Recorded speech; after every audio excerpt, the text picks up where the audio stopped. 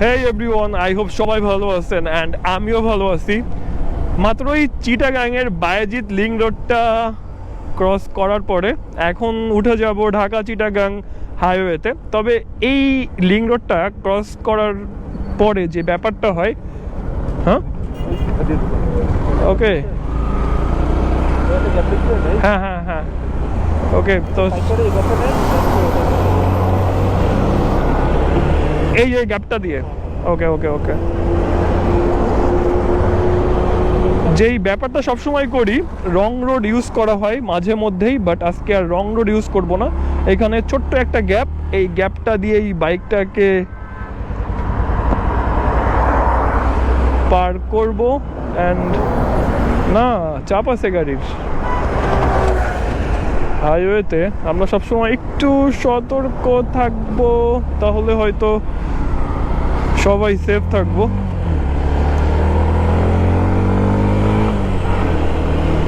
Maximum সবাই এইখান দিয়ে রং রোডটা ইউজ করে, আমিও এর আগে একবার দুইবার ইউজ করছি অ্যাকচুয়ালি। আর আজকে রং রোডটা ইউজ করা হয় নাই, ছোট্ট একটা কাটা মতো আছে, তো ওই কাটা দিয়েই বাইকটাকে ওভারটেক বলতে রাস্তা ক্রস করছি, এইটাই। ঢাকা চিটাগাং হাইওয়ে কিন্তু অনেক ব্যস্ততম একটা রাস্তা সারা বাংলাদেশের মধ্যে, আর এই রোডটাকে বলে N1। যখন আমি সেই বাইকিং কমিউনিটিতে ফার্স্টের দিকে বাইক রাইডটা শুরু করি, সবার কথাই থাকতো আজকে আমরা N1-এ যাব, আজকে আমরা N1 রাইড দিব। তো এর মাধ্যমে কখনো ঢাকা থেকে কুমিল্লায় আসতাম, কখনো চিটাগাংয়ে আসতাম, কখনো মিরেশরাইতে আসতাম, বা চিটাগাংয়ে ঘোরার মতো জায়গা কিন্তু শেষ নাই। সো চিটাগাং নিয়ে এক্সট্রা করে বলার কিছু নাই। এই চিটাগাং বিভাগে আপনারা সব কিছু পাবেন। পাহাড় চাচ্ছেন পাহাড় পাবেন, সমুদ্র চাচ্ছেন সমুদ্র পাবেন, আর এখানে চা বাগানও আছে, নদী, হ্যাঁ সব কিছুই চিটাগাং বিভাগে আছে। আর চিটাগাং জায়গাটা অনেক বড় একটা জায়গা, অনেক লোকের বসবাস এখানে। আর মাত্র যেহেতু চিটাগাং থেকে আমরা বের হয়ে পড়লাম, এই জন্য একটু গাড়ি ঘোড়ার প্রেশার পেতে হবে আমাদের। আজকে সকাল সকাল বের হবার প্ল্যান ছিল, বাট সকাল সকাল আর বের হওয়া হয় নাই বৃষ্টির কারণে। আমরা ওয়েট করতে করতে এখন আই থিঙ্ক 3টা বাজাই ফেলছি। 3টার সময় ঢাকার উদ্দেশ্যে রওনা করতেছি। শর্ট একটা ভিডিও আপলোড হবে আপনাদের উদ্দেশ্যে, জাস্ট মনে হলো যে আপনাদের সাথে একটু বক বক করি। আর এই ভিডিওটা আপলোড হবে অনলি আমার ফেসবুক পেজে। হয়তো রিসেন্ট আপনারা লক্ষ্য করে দেখছেন যে আমি ফেসবুক পেজে র্যান্ডম কিছু ভিডিও ক্লিপ আপলোড করতেছি, যেই ক্লিপগুলো আমার ফুল ভিডিওতে থাকতেছে না। এইখানে আপনাদের সাথে কিছু ব্যাপার শর্টে শেয়ার করার জন্য ট্রাই করতেছি। অ্যান্ড অনেকের কমেন্ট থাকতেছে, যদি আপনারা এই টাইপ ভিডিও আরও চান, তাহলে হয়তো আমি হুটহাট করে ভিডিওগুলা শ্যুট করব, যেই ভিডিওগুলো আপনাদের জন্য পাবলিশ করা হবে শর্ট ভিডিও আকারে। জানি না এই ভিডিওটা কতটুকু সময় নিয়ে শ্যুট করব বা কয় মিনিটের ভিডিও বানাবো, তবে টার্গেট 5-6 মিনিটের একটা ক্লিপ।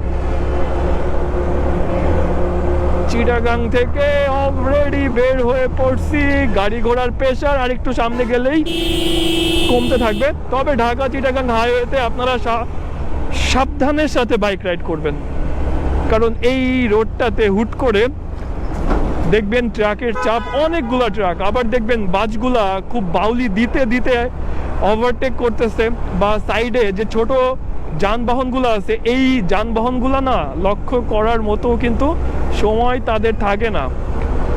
আর বাইকারদের একটা ফেভারিট রোড ছিল N1, এখনও আছে, তবে এই N1-এর থেকে এখন ফেভারিট রাস্তা হচ্ছে মাওয়া এক্সপ্রেস হাইওয়ে।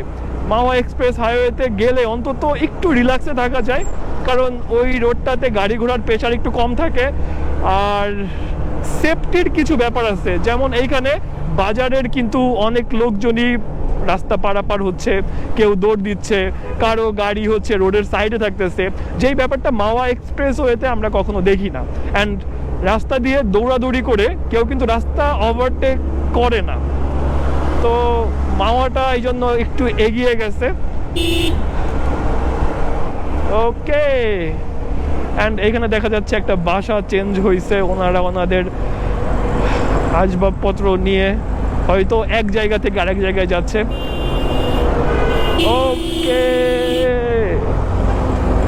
তো আপনারা যদি লক্ষ্য করে দেখেন যে সামনে গাড়ি ঘোড়ার প্রেশারটা কত, এই চাপ দিস না,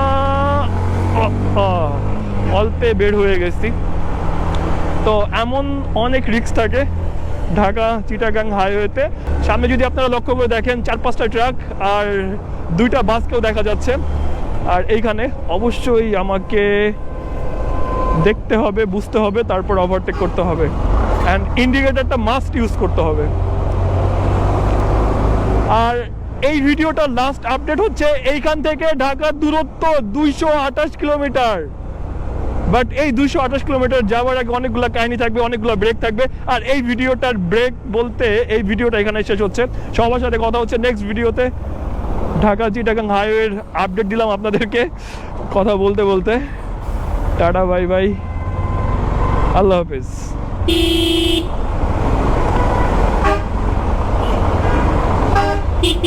এই রোডের উপরে বাসটা এইভাবে দাঁড়িয়ে যাত্রী তোলার কারণটা খুঁজে পাচ্ছি না আমি।